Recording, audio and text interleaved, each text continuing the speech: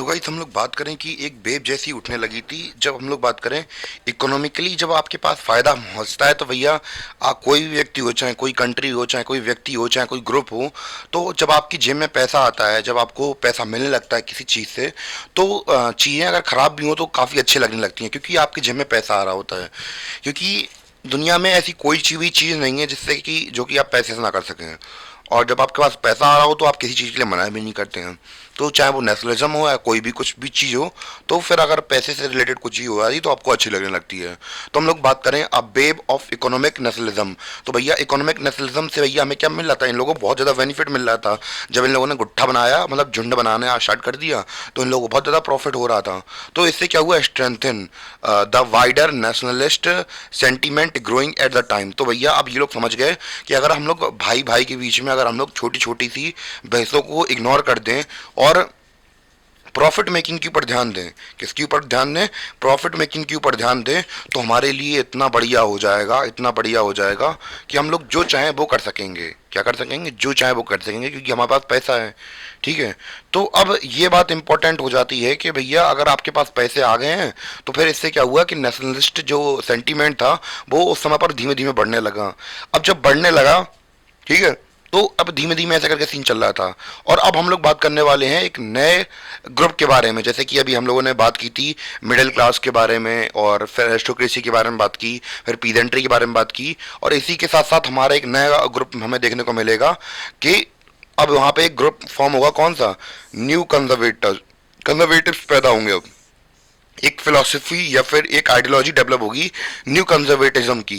किसके बाद, 1815 के बाद। तो 1815 के बाद ही ये मतलब ये दोबारा दोबारा से ये ग्रुप इमर्ज कैसे होगा, इसके बारे में बात कर लेते हैं हम लोग। तो 1800 पर अभी तक हमारा सीन क्या चला था कि हमने देखा था 1789 में हमारी क्या हुई थी, फ्रेंच रेवोल्यूशन हुई थी। 1789 में फ्रेंच रेवोल्यूशन हो गई। फिर इसके बाद 1704 1804 में हमने देखा कि नेपोलियन का राइज हो गया। 1804 में नेपोलियन का राइज हो गया। फिर 1815 में नेपोलियन हार जाएगा वॉर। तो जब हार जाएगा तो पावर को वैक्यूम, यानी कि अब भैया शक्ति तो खाली हो गई, क्योंकि नेपोलियन को तो हरा दिया गया था। तो अब भरा कैसे जाएगा, जो दूसरी कंट्रीज होंगी तो वो दोबारा से रिस्टोर करेंगी जो पुराने रूलर थे, जिनको नेपोलियन बोनापार्टे ने हराया था। फिर उनको क्या कर दिया जाएगा, रिवाइव कर दिया जाएगा, और उन्हें उन्हें दोबारा से स्थापित कर दिया जाएगा अपने अपने राज्यों के ऊपर। पर ध्यान रखने वाली बात यह है कि वो दोबारा से स्टेब्लिश तो करवा देंगे, पर हम लोग बात करें जो भी टेरिटरीज जो नेपोलियन बोनापार्टे ने इकट्ठी की थी, तो वो वापस छीन लेंगे वापस अपनी। यानी कि जो एक्स्ट्रा टेरिटरीज थी फ्रांस के अलावा छोड़कर, जैसे पोलैंड वगैरह हुआ, तो वो सब के कौन वापस छीन ली जाएंगी बाकी कंट्रीज के द्वारा। और जो फ्रांस ओरिजिनली था वो बस उसी राजा को दे दिया जाएगा। और ये भी था कि भैया दब के रहेगा कि हम लोगों ने ऐसे राज लाया तो हम लोगों की बात भी मान के रहेगा। तो ये सोच के उसे वापस करा दिया था। और वहाँ पे जो वहाँ के जो पुराने रूलर्स थे, कंजर्वेटिव्स थे, तो उन्हें दोबारा से गद्दी मिल गई थी। ठीक है। अब कंजर्वेटिव कौन थे, इनके बारे में बात कर लेते हैं, जो इससे पहले के राज राज कर रहे थे। तो जैसे कि हम लोग बात करें डिफीट ऑफ नेशनलिज्म, जो नेशनलिज्म, जैसे नेपोलियन हमारा हारा, उसके बाद वहाँ पे spirit of nationalism. I think मैंने शायद यहाँ पे कुछ गड़बड़ कर दी, पहले मैं एक बार चेक कर लूँ। प्लीज़ 2 मिनट रुक जाइए।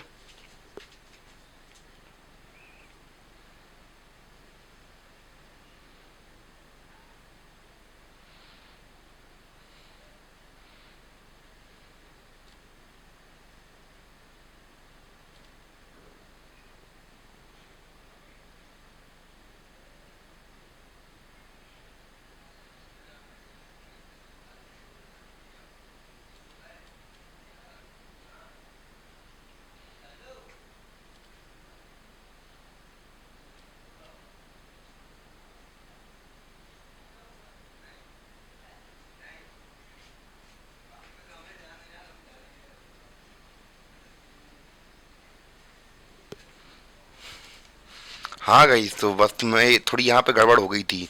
यहाँ पे नेशनलिज्म स्प्रिट नहीं हुई थी, यहाँ पे स्प्राइट ऑफ कंजर्वेटिज्म स्प्रेड हुई थी। यहाँ पे कंजर्वेटिज्म। तो हम लोग बात करें कि जैसे ही नेपोलियन हारा, तो जो हमारी पुरानी पावर्स थी, जैसे कि हम लोग बात करें वहाँ पुराने रूलर्स वगैरह थे, तो उनको दोबारा से पावर दे दी गई और वो क्या हुए, राइज होने लगे। अब भैया समझ लेते हैं कंजर्वेटिज्म क्या होता है। तो व्हाट इज कंजर्वेटिज्म, तो भैया ये समझ लेते हैं। कंजर्वेटिज्म क्या है? Conservatives believed that established traditional institution of state and society like the monarchy, church, social hierarchy, property and family should be preserved. तो भैया जो ऐसे लोग जो कि अपनी पुरानी विचारधारा वाले थे, जो कि चाहते थे कि जो ट्रेडिशनल यानी कि हजारों सालों से, सदियों से चले आ रहे हैं इंस्टीट्यूशन, जैसे चर्च, मोनार्की वगैरह, राजा वगैरह एक तरीके से मान लीजिए, तो वो जो हमेशा से यही चली चीजें आ रही हैं, तो इनको ही रखना चाहिए, कोई नए चेंजेस नहीं लाना चाहिए। मैं आपको बता दूं कि जो लिबरल होते हैं तो वो सब चीज़ों का एक्सेप्ट कर लेते हैं, पर हम लोग बात करें जो कंजर्वेटिव होते हैं, वो ये नहीं चाहते कि चेंज बहुत जल्दी हो जाए। यानी कि अगर सोसाइटी के अंदर अगर कोई चेंज होना होगा तो ये कहेंगे भैया नहीं करवाना है चेंज, जाओ। बहुत कट्टरपंथी होगा भी तो बहुत लिटरली धीमे धीमे करवाएंगे, और जो लिबरल होते हैं वो जल्दी करा देंगे, उन्हें कोई प्रॉब्लम नहीं होती है। तो ये होता है कंजर्वेटिज्म, ठीक है। तो हमने क्या समझा कि हमने देखा, अभी तक हमने क्या देखा, जब लोगों की जेब में पैसा आने लगा तो भैया एक, जब इकोनॉमी में फायदा होने लगा तो भैया नेशनलिज्म भी लोगों को अच्छा लगने लगा। इससे हम लोग बात करें नेशनलिस्टिक सेंटीमेंट अच्छे होने लगे इकोनॉमिक नेशनलिज्म की वजह से। फिर हमने देखा कि 1850 के 1815 के बाद न्यू कंजर्वेटिज्म पैदा हुआ, क्योंकि 1815 में नेपोलियन हार चुका था। इससे स्पिरिट ऑफ कंजर्वेटिज्म पूरे एरिया में फैल गया। और हम लोग बात करें कंजर्वेटिज्म क्या होता है, हमने ये देखा था। जो कंजर्वेटिव्स होते हैं ये बिलीव करते हैं ट्रेडिशनल इंस्टीट्यूशन में, जैसे कि सोसाइटी और स्टेट के हैं, जैसे कि मोनार्की, चर्च, सोशल हायरार्की, तो इन सब में बिलीव करते हैं। क्लियर हो गया? तो गाइस सब हम लोग बात कर लेते हैं कि चेंज को लेकर जो हम लोग बात करें कंजर्वेटिव से, उनका क्या रिस्पॉन्ड था उसके बारे में बात कर लेते हैं। तो जो कंजर्वेटिव से वर कंजर्वेटिव्स अगेंस्ट द चेंज, तो हम लोग बात कर रहे थे किस चेंज के बारे में बात कर रहे थे, हम लोग उस चेंज के बारे में बात कर रहे थे जो नेपोलियन लेके आया था। तो क्या ये लोग सहमति दिखा रहे थे कि जो नेपोलियन चेंज लाया है वो सही लाया है? तो इनका एक तरीके से मतलब रिएक्शन क्या था चेंज को लेकर। Most of the conservative did not propose a return to the society of pre revolutionary days. तो प्री रेवल्यूशनरी डेज का मतलब क्या है यहाँ पे, कि जो हम लोग बात कर रहे हैं जो जो रेवोल्यूशन लाया था कौन, नेपोलियन हमारा। तो अब जो पहले के समय का, जो पहले का जो समय था, जो ट्रेडिशनल मोनार्की चल रही थी या फिर पुराना का जो सीन चल रहा था, वो अब जो कंजर्वेटिव से नहीं चाहते थे। यानी कि भले ही जो लोग कंजर्वेटिव थे, अड़े रहने वाले थे कि पुराने ट्रेडिशनल में चलना है, पर इन लोगों को भी समझ में आ रहा था कि जो चेंजेस थे वो अच्छे थे। तो इन्होंने कहा कि भैया जो चेंजेस जो नेपोलियन लेके आया है, भले ही हमारे खिलाफ जाके लाया हो, पर ये जो चेंजेस हैं वो अच्छे हैं। तो जो कंजर्वेटिव थे तो उन्होंने कहा कि ये चेंजेस अच्छे हैं, हम क्या करेंगे, इसे अडॉप्ट कर लेंगे। तो जो कंजर्वेटिव थे वो प्रपोज कर रहे थे, वो नहीं जाना चाह रहे थे प्री रेवोल्यूशनरी डेज, यानी कि जो आज़ादी, जो हम लोग बात करें नेपोलियन के अटैक करने से पहले का समय था, या फिर जो पुरानी मोनार्की सिस्टम चल रही थी या पुराना जो भी डेज चल रहे थे, उनमें नहीं जाना चाह रहे थे। Modernisation could in fact strengthen a traditional institution like monarchy.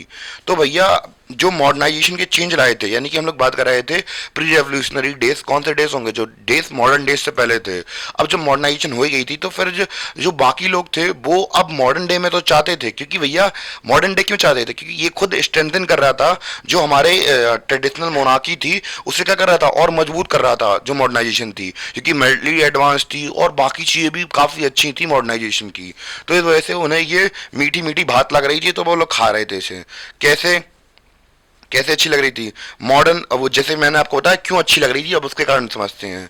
Modern army and efficient bureaucracy, bureaucracy भी अच्छी थी, आर्मी भी अच्छी है। डायनामिक इकोनॉमी, इकोनॉमी भी अच्छी है। एवॉलिश फ्यूडलिज्म, फ्यूडलिज्म को भी हटा दिया है इन्होंने। अब भैया जो गले में जो आपने वो कहावत नहीं सुनी कि बगुले और लोमड़ी की कहानी, तो जो लोमड़ी गले में हड्डी, अब वो नेपोलियन कौन बन गया, बगला बन गया, और लोमड़ी कौन बन गई, अब भैया जो मोनार्क बन गए। तो भैया अब वो जो हड्डी थी किसके गले में फंसी हुई थी, लोमड़ी के गले में फंसी हुई थी, यूरोपियन गले में फंसी हुई थी, यानी कि यहाँ के राजाओं के गले में। तो उसने हड्डी उसके लोमड़ी के मुंह में डाली थी और निकाल भी ली, और जैसे ही उसने हड्डी निकाली और गच्ची ने दबा लिया उसे, तो ये सीन बन गया उसका। क्लियर। तो ऐसा सीन बन गया कि भैया अब नेपोलियन भी मर गया और हड्डी भी गले से निकल गई उनकी, तो दोनों काम हो गए अपने।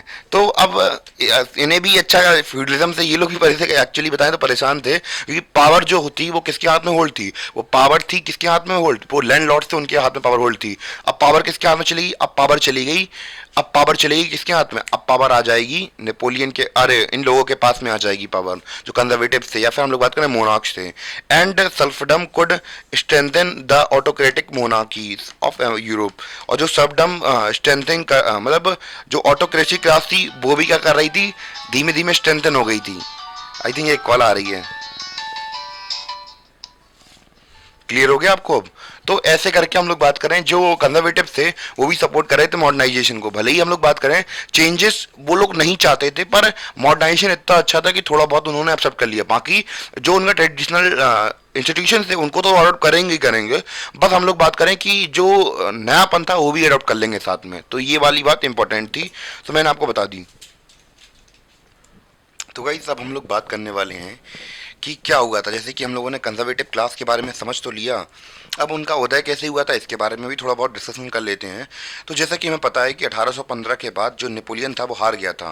तो नेपोलियन की डिफीट के साथ क्या हुआ था कि वहाँ पे टीटी वगैरह होती हैं। तो जैसे हमें पता है कि जब दो पार्टी लड़ती हैं, तो आपने स्कूल के मैटर में भी देखा होगा कि दो बंदे लड़ते हैं, वो कहते हैं भाई तू उससे बात मत करना, वो कहता ठीक है भाई नहीं करेंगे। तो ये सीन होता है, बाद में समझौता भी तो होता है भैया, 3-4 रपेट दिए बाद में समझौता तो होना ही है। तो अब चाहे छोटे लेवल पे हो चाहे बड़े लेवल पर हो, सब जगह समझौता तो होता ही है। तो भैया ऐसे ही नेपोलियन जो नेपोलियन मरा तो उसके बाद क्या हुआ, मतलब नेपोलियन मरा नहीं, नेपोलियन को हरा दिया गया। उसके बाद ट्रीटी ऑफ वियना की गई। ट्रीटी ऑफ वियना यानी कि अब हार के बाद समझौता भी तो करना होता है। हम लोग बात करें रिप्रेजेंटेटिव ऑफ द यूरोप, तो यूरोप के रिप्रेजेंटेटिव पावर्स जैसे कि कौन कौन सी थी, ब्रिटेन, रशिया और प्रूसिया एंड ऑस्ट्रेलिया। तो ये कौन थे, ये भैया उनके वो वाले पार्टियों के नाम है जो कि नेपोलियन के साथ जो लोग कई युद्ध लड़ रहे थे। नाम ध्यान रख लेना, पूछा जा सकता है क्या क्या नाम है, ब्रिटेन, रशिया और प्रूशिया और ऑस्ट्रिया। तो ये 4 कंट्रीज के नाम ध्यान रखने ही है। Who had collectively defeated Napoleon. तो सोच के देखिए, कोई दुश्मन तब ताकतवर नहीं होता है जब उसे उसका अकेला दुश्मन हराता है। जब दुश्मन तब ताकतवर होता है जब उसको हराने के लिए 4-4 देश के कमांडर मिल जाते हैं। देखिए 4-4 कंट्रीज मिलके नेपोलियन के पीछे लगे थे तब जाके हरा, बनने में दम थी, तो नेपोलियन को हरा दिया 4 लोगों ने मिलके। Met at Vienna to draw up settlement. तो भैया चारों जो कंट्रीज थी वो मिले, उनके रिप्रेजेंटेटिव मिले, कहाँ पे, वियना में मिले। कहाँ मिले, वियना में मिले। अब वियना में मिलने के बाद हुआ क्या, सेटलमेंट हुई कहाँ पे, Europe. The Congress was hosted by the Austrian chancellor Duke Metternich. तो भैया नाम याद रख लीजिए, मैटरनिक, नाम क्या है, मैटरनिक, ठीक है। तो अब हुआ क्या कि भैया वहां पे कांग्रेस का मतलब होता है मीटिंग, तो भैया यहाँ पे चल रही थी क्या, वियना के अंदर चल रही थी मीटिंग। और वहां पे हम लोग बात करें जिसकी भैंस उसी की लाठी, आपने कहावत सुनी होगी, ठीक है। तो भैया यहाँ के जो चांसलर थे ड्यूक मैटरनिक, तो भैया इन्होंने कहा कि भैया अब देश हमारे देश के अंदर हो रही है तो भैया हम ही क्यों होस्ट नहीं कर देते हैं। तो होस्ट किसने की, चार्ल्स ड्यूक मैटरनिक ने इसे होस्ट किया। The main intention was to restore the monarchies that had been overthrown by Napoleon and create a new conservative order in Europe. तो इनका मकसद क्या था, कुल मिला के इधर पे नेपोलियन हराने के बाद इन लोगों की मीटिंग बैठी, और मीटिंग में जो चार्ल्स मैटेनिक थे तो इन्होंने होस्ट किया उसको, मतलब मीटिंग को होस्ट किया। और यहाँ पे मीटिंग में ये डिस्कशन होना था कि जो कंजर्वेटिव ऑर्डर है था हमारा, जो पुराने वाला, जो मतलब पुराने राजा महाराजा थे तो उनकी जो फैमिलीज थी उनको दोबारा से गद्दी पर बिठाना, और जो नेपोलियन ने हटा दिया था, और नया कंजर्वेटिव ऑर्डर को क्या करवाना, एस्टेब्लिश करवाना। आई थिंक इतना क्लियर हो गया होगा आपको कि मैंने क्या क्या बताया। तो मैं फिर से बता दूं कि जैसे ही हम लोग बात करें नेपोलियन हारा 1815 में, फिर ट्रीटी ऑफ वियना की गई जिसमें यूरोपियन के रिप्रेजेंटेटिव कहाँ पहुंचे, वियना में पहुंचे। और अलग कौन कौन सी कंट्री थी जिसने नेपोलियन को हराया था, ब्रिटेन, रशिया, प्रूशिया और ऑस्ट्रिया। ऑस्ट्रिया के जो प्रिंस जो ड्यूक चांसलर थे ड्यूक मैटरनिक, तो भैया उन्होंने होस्ट किया इस मीटिंग को, और उसके बाद उन्होंने डिसाइड किया कि कैसे कैसे हम लोगों को जो नया कंजर्वेटिव ऑर्डर है वो उठाना है, जिसको हटा दिया था किसने, पहले नेपोलियन ने, जिसमें कि फ्रेंच की जो बर्बन डायनेस्टी थी उसको रिस्टोर किया गया, ठीक है। तो आई थिंक इतना क्लियर हो गया होगा आप लोगों को, मैंने 2 बार रिवाइज करवा दिया। तो नोट्स में अगर प्रॉब्लम लग रही तो थोड़ा जूम इन और जूम आउट कर दूं जिससे कि आपको समझ में आ जाए। आई थिंक अब क्लियर हो गया होगा आपको।